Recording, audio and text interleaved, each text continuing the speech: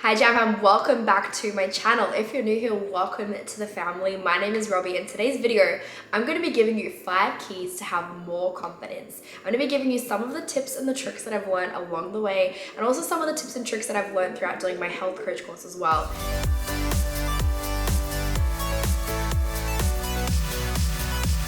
Now, this is a topic that I'm super passionate about because I see wasted potential all the time in people around me who are given opportunities, but they don't have the confidence to just go for them. Now, confidence isn't something that we are born with. It's something that is developed throughout our lifetime. And like any other skill in life, you can nurture it and you can train yourself to be better and you can train yourself to have more confidence. Confidence is such a key part of our life, and obviously as we get older and we get to know ourselves better and we feel more confident and okay with our shortcomings and more accepting of who we are, and you also become okay with accepting your shortcomings and your weaknesses, because those shortcomings and those weaknesses show what your strengths are.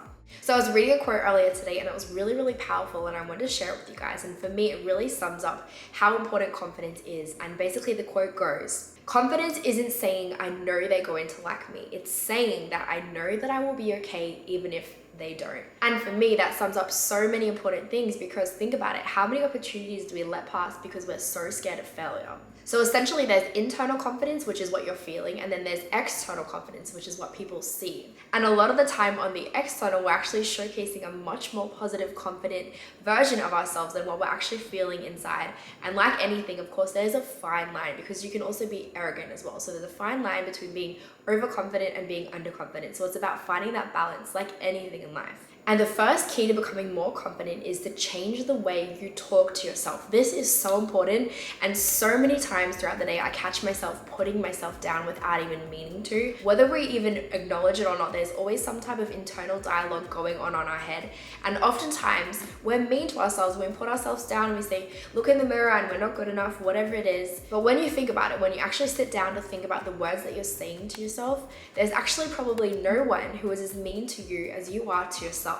I mean, think about it. You wouldn't talk to somebody that you love the way you talk to yourself. You wouldn't look in the mirror and say, oh, I look exhausted and I put on weight and blah, blah, blah. You know, you wouldn't go up to your friend, someone that you love, and say, you look exhausted and you put on weight. You just wouldn't do that. You wouldn't do that to someone you love. So why do you consistently do it to yourself? So if you want to have more confidence, we need to find a way to build ourselves up. Because the truth is, we create a reality for ourselves around what's going on inside of our head and that internal dialogue. So we need to find a way to build ourselves up and focus on the positives instead of always on the negatives. The second key to being more confident is to stop comparing yourself to others. Man, comparison it's just one of the worst things that we can do as humans. And comparison is not only a joy thief, but it's also a confidence killer. The reality is, I'm not her, I'm never going to be her.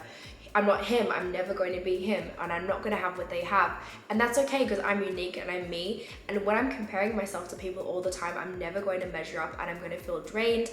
And then I'm going to start focusing on the negatives. And I love the quote that says, no one is you, and that is your power. That is your superpower. That is literally your power. You have the ability to touch lives and to touch people that other people don't have, and you have your own unique set of gifts. And so many times, especially with social media, we can get stuck in this rut of just scrolling, comparing ourselves to other people. Like, oh wow, she's in Greece, I wish I was in Greece. Oh wow, they just bought a new house. Oh, I want a new house. All of these things. And we get stuck in this mindset of comparison. And comparison is one of the worst things we can do for our confidence. And the third tip to being more confident is perseverance.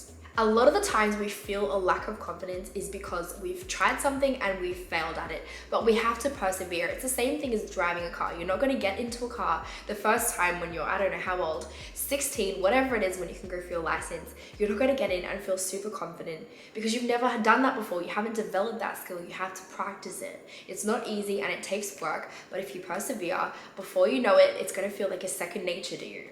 So remember, there is literally no embarrassment in trying.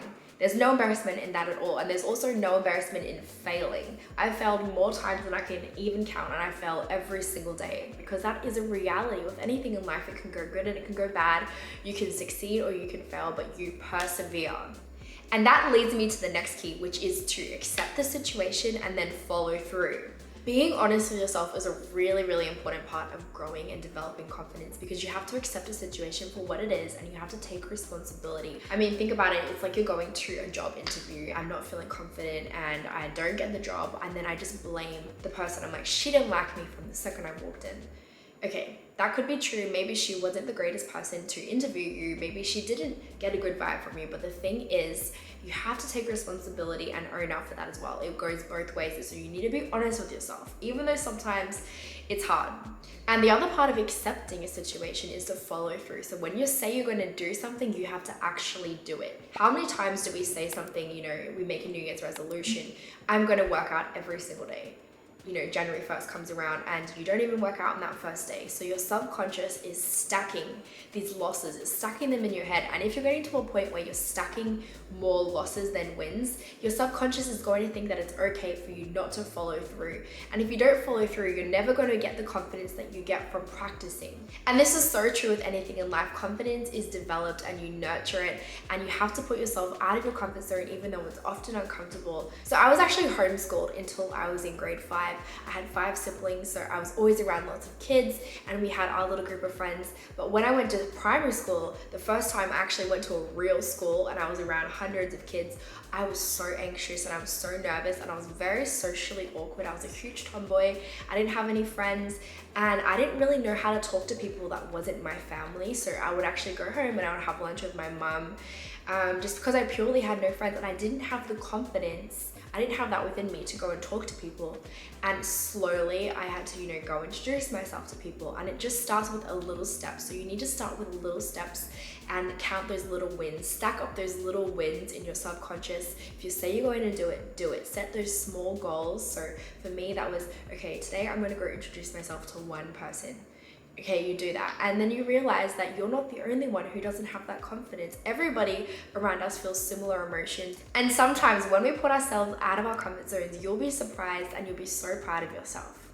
As always, guys, thank you so much for watching. I hope you enjoyed this video and I hope you learned something. Don't forget to like, comment, and subscribe. And let's chat in the comments below.